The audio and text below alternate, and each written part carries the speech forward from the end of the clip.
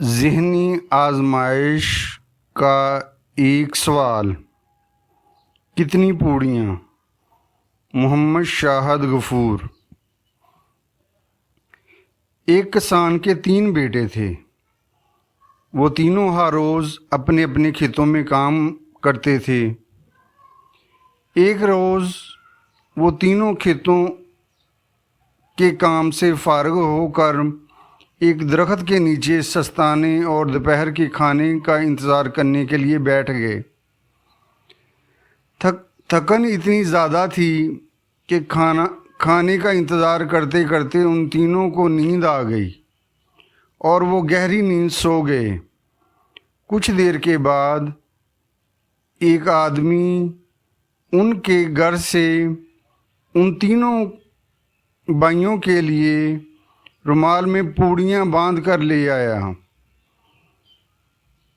لیکن جب اس نے ان تینوں کو سوتے ہوئے پایا تو اس نے ان کو جگانا مناسب نہ سمجھا اور رومال میں بندھی ہوئی پوڑیاں ان کے قریب رکھ کر واپس چلا گیا۔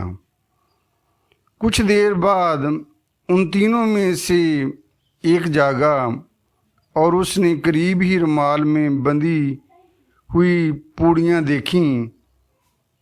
اس نے پوڑیوں کو 3 حصوں میں تقسیم کیا، ایک حصہ خود کھا لیا اور باقی کے 2 حصے اپنے بھائیوں کے لیے رکھ دیے، پھر دوبارہ سو گیا۔ کچھ دیر بعد دوسرا بھائی نیند سے بیدار ہوا۔ اس نے بھی قریب ہی رومال میں بندھی ہوئی پوڑیاں دیکھیں۔ وہ یہی سمجھا کہ سب سے پہلے وہی نیند سے جاگا ہے۔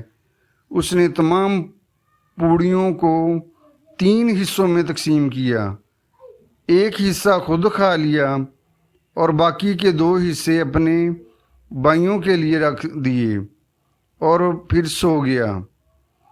کچھ دیر بعد تیسرا بھائی نیند سے بیدار ہوا۔ اس نے قریب ہی رومال میں بندھی ہوئی پوڑیاں دیکھیں۔ وہ بھی یہ سمجھا کہ سب سے پہلے وہی بیدار ہوا ہے۔ اس نے بھی رومال میں بندھی ہوئی تمام پوڑیوں کو 3 حصوں میں تقسیم کیا اور ان میں سے ایک حصہ خود کھا لیا، باقی کے 2 حصے اپنے سوتے ہوئے بھائیوں کے لیے رکھ دیے اور خود دوبارہ سو گیا۔ کافی دیر سونے کے بعد وہ تینوں بھائی نیند سے جاگے اور انہوں نے رومال میں پڑی ہوئی باقی تمام پوڑیوں کو آپس میں برابر برابر تقسیم کر کے کھا لیا۔ اب رومال میں کوئی پوڑی بھی باقی نہ بچی۔ اب آپ یہ بتائیں کہ رومال میں پہلے کتنی پوڑیاں بندھی ہوئی تھیں اور ہر ایک بھائی نے کل کتنی پوڑیاں کھائی تھیں؟